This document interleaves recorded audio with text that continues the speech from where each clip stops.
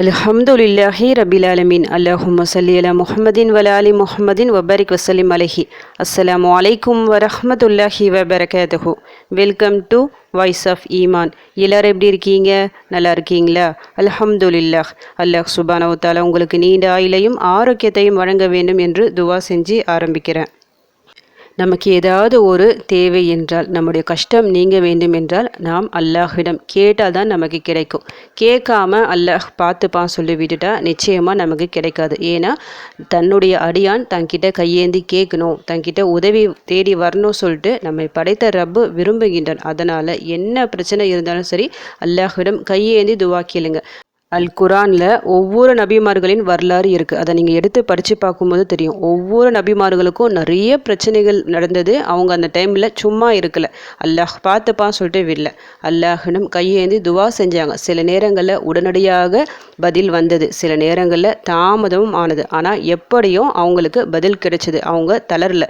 அதாவது கண் முன்னாடி ஒரு பெரிய பிரச்சனை இருந்தும் அல்லாஹிடம் துவா செஞ்சாங்க, தைரியமாக துவா செஞ்சாங்க.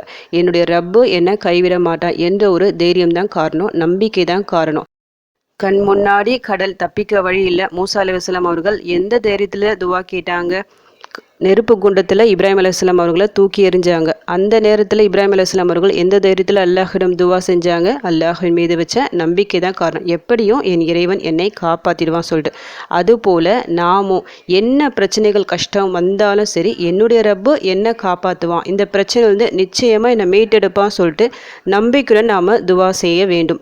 அல்லாஹ் சுப்ஹானஹு வ தஆலா தான் நேசிப்பவர்களுக்கு நாலா பக்கமும் இருந்து வழி காட்டுவான். அல்லாஹ்வின் நேசம் நமக்கு இருக்கா இல்லையா அதை ஃபஸ்ட்டு தெரிஞ்சுக்கணும். அல்லாஹ்வின் நேசம் நமக்கு இருந்தால் தான் நாம் கேட்கும் துவாக்கள் ஒன்றும் கபூலாகும். அல்லாஹ்வின் நேசம் இல்லைன்னா நிச்சயமாக நிறைவேறாது. அல்லாஹ்வின் நேசத்திற்கு உரியவர்களாக நாம் இருக்கின்றோமா அப்படின்னு ஒரு 4 அடையாளங்களை வச்சு நம்ம தெரிஞ்சு கொள்ளலாம்.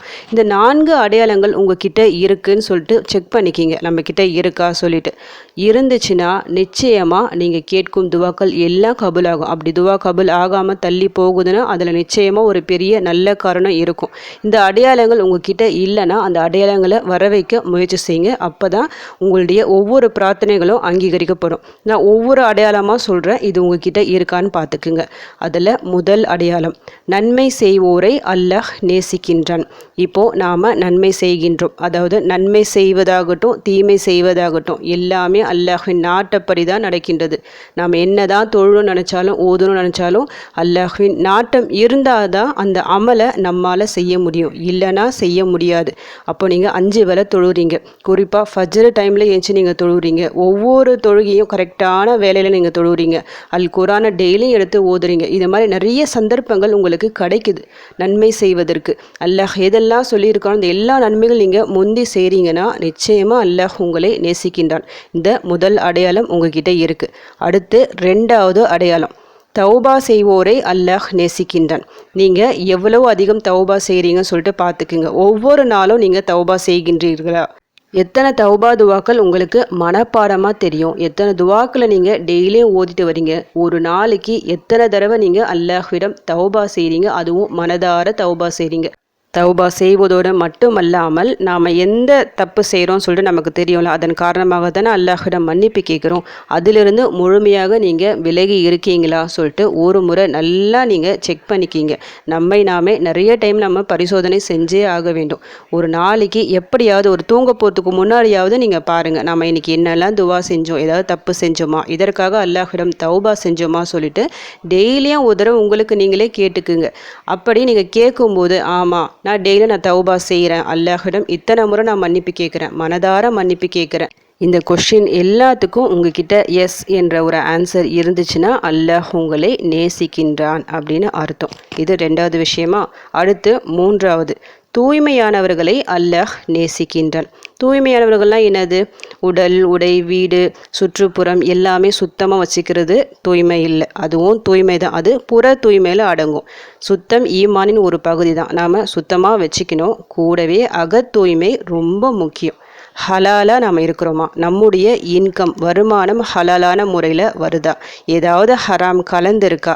நம்முடைய கண் ஏதாவது தப்பு செய்தா, அதாவது தீய செயல்களை பார்க்குதா? நம்முடைய காது ஏதாவது தப்பு செய்தா, தீய செயல்களை கேட்குதா? நம்முடைய நாவு வாய் ஏதாவது தப்பு செய்தா, தப்பான வார்த்தைகளை மற்றவங்க புண்படுற மாதிரி வார்த்தைகளை விடுதா, பொய் பேசுகிறோமா, நம்முடைய மனசு சுத்தமாக இருக்கா, பொறாமை வஞ்சகம் கோபம் இதிலிருந்து பாதுகாப்பு பெற்ற உள்ளமாக நம்முடைய உள்ளம் இருக்கா சொல்லிட்டு ஒரு தடவை பாருங்கள். இது எல்லாத்துக்கும் ஆன்சர் டிக் சரின்னு வந்துச்சுன்னா அல்லாஹ் உங்களை நேசிக்கின்றான். இதில் ஏதாவது ஒன்று குறைபாடுகள் இருந்துச்சுன்னா அது சரி செய்ய முயற்சி செய்யுங்க. ஏன்னா முழுக்க நம்ம தூய்மையாக இருக்கணும்.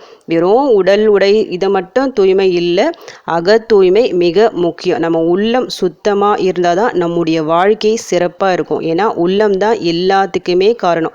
ஒரு நன்மையை செய்ய நாடனம்னா அந்த உள்ளம் சுத்தமாக இருந்தால் தான் நன்மை செய்ய முடியும். தௌபா செய்யணும்னா அந்த உள்ளம் சுத்தமாக இருந்தால் தான் தௌபா செய்ய முடியும். நீங்கள் எவ்வளோ அதிகமாக நீங்கள் தௌபா செய்கிறீங்களோ உங்கள் உள்ளத்தை அதை தூய்மையாக்கும்.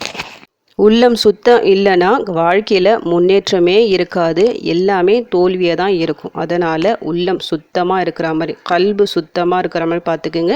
இப்படிப்பட்ட மனிதர்களை தான் அல்லாஹ் நேசிக்கின்றான். அடுத்து கடைசியாக 4வது விஷயம், அதாவது இப்போ நீங்கள் ஒரு வீட்டில் இருக்கீங்க, உங்கள் பக்கத்து வீட்டில் எல்லாருக்கும் நீங்கள் ஸ்பெஷலாக இருக்கீங்க, எல்லாருக்கும் உங்களை பிடிக்குது. அதே மாதிரி உங்கள் சொந்தத்தில் இருக்கிற எல்லாருக்கும் உங்களை பிடிக்குது. உங்களுக்கு சொல்லிட்டு ஒரு நல்ல பெயர் இருக்குது, ஒரு கண்ணியமான ஒரு பெயர் இருக்குது, எல்லாரும் உங்களுக்கு தனி மரியாதை கொடுக்குறாங்க. உங்ககிட்ட வசதி இல்லைனாலும் சரி உங்களுக்கு சொல்லிட்டு ஒரு மரியாதை இருக்குது, ஒரு அந்தஸ்து இருக்குது, எல்லாரும் அன்பு செலுத்துவாங்க. அப்படி இருந்தால் என்ன காரணம்? அல்லாஹ் உங்களை நேசிக்கின்றான். ஏன்னா அல்லாஹ் ஒரு மனிதரை நேசித்து விட்டால் ஃபஸ்ட்டு என்ன செய்வானா, ஜிப்ரீல் அலைஹிஸ்ஸலாம் அவங்ககிட்ட போய் சொல்லுவானா, இந்த மாதிரி இந்த மனிதரை நான் நேசிக்கின்றேன், நீங்களும் நேசிங்க அப்படின்னு சொல்லுவானா. உடனே ஜிப்ரீல் அலைஹிஸ்ஸலாம் அவர்கள் மற்ற மலக்குமார்கள்கிட்ட போய் சொல்லுவாங்களாம், என்னன்னு, அல்லாஹ் இந்த மனிதரை நேசிக்கின்றான், நானும் நேசிக்கின்றேன், நீங்கள் எல்லாரும் நேசிங்க அப்படின்னு சொல்லுவாங்களாம். அப்போ எல்லா மலக்குமார்களும் அந்த மனிதரை நேசிப்பார்களாம். அந்த நேசம் உலகம் முழுக்க பரவி மனிதர்களின் நேசம் அந்த மனிதருக்கு கிடைத்துவிடும்.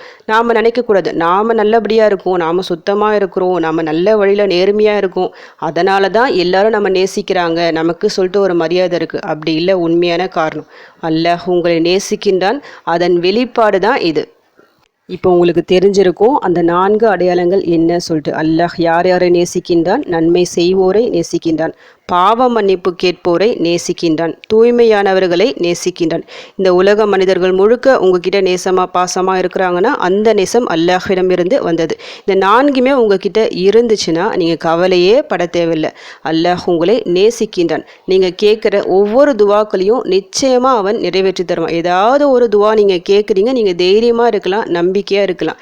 நிச்சயமாக என்னுடைய ரப்பு என்னுடைய இந்த தேவையை நிறைவேற்றி தருவான், என் துவா கபுல் ஆகும், என் கஷ்டம் நீங்கும் சொல்லிட்டு நீங்கள் தைரியமாக இருக்கலாம். ஏன்னா அல்லாஹ் சுப்ஹானஹு வ தஆலா தன்னிடம் கையேந்தி வருபவர்களை ஒருபோதும் கைவிட மாட்டான், வெறும் கையுடன் அனுப்ப மாட்டான். தான் நேசிப்பவர்களுக்கு இன்னும் வாரி வாரி வழங்குவான். அதனால் இனி ஏன் துவா கபுல் ஆகலை, நான் கேட்டது கிடைக்கல சொல்லிட்டு நீங்கள் நிராசை அடைய வேண்டாம். என் துவா கபுல் ஆகலை, உங்கள் துவா கபுல் ஆகலைன்னா என்ன காரணம்? அல்லாஹ்வின் நேசம் எனக்கு கிடைக்கலையா சொல்லிட்டு அல்லாஹ்வின் நேசத்திற்கான என்னெல்லாம் வழிகள் இருக்கோ அது எல்லாமே பாருங்கள். இந்த 4 அடையாளங்களை ஏதாவது 1-2 குறைபாடுகள் இருந்தால் அது உங்கள் வாழ்க்கையில் வர வைக்க முயற்சி செய்யுங்க. நீங்கள் முயற்சி செஞ்சு நியத்து வச்சாலே போதும், அல்லாஹ் ஆட்டோமேட்டிக்காக அதை உருவாக்கி தந்துடுவான், உங்களுக்கு சாதகமாக ஆக்கி தருவான். நிச்சயமாக அல்லாஹ்வின் நேசம் கிடைக்கும். இந்த வழிமுறைகளை எல்லாம் செஞ்சுட்டு பிறகு உங்கள் தேவைகளை அல்லாஹ்விடம் கேட்டு பாருங்கள். இனி உங்கள் வாழ்க்கையில் எந்த கஷ்டமும் இருக்காது. இதுவரை காணாத ஒரு சந்தோஷமான ஒரு வாழ்க்கையை அல்லாஹ் உங்களுக்கு அமைச்சு தருவான். அதை நீங்கள் கண்கூடாக காண்பீர்கள். அல்லாஹ்வின் நேசத்தை பெற்ற அடியார்களாக நாம் அனைவரும் இருக்க வேண்டும். அதற்கு அல்லாஹ் சுப்ஹானஹு வ தஆலா நம் அனைவருக்கும் தௌஃபீக் செய்வானாக. ஆமீன். அல்ஹம்துலில்லாஹ். இந்த வீடியோ உங்கள் எல்லாருக்கும் யூஸ்ஃபுல்லாக இருந்திருக்கும்னு நினைக்கிறேன். நீங்கள் தெரிஞ்ச இந்த விஷயத்தை மற்றவங்களுக்கும் எத்தி வைங்க. இதன் மூலம் அவர்களும் பலனடையலாம். இன்ஷா அல்லாஹ். அடுத்த பதிவில் சந்திக்கலாம். ஜஸக்கல்லாஹு கைரன் கசீரா. அஸ்ஸலாமு அலைக்கும் வரஹ்மத்துல்லாஹி வபரகாத்துஹு.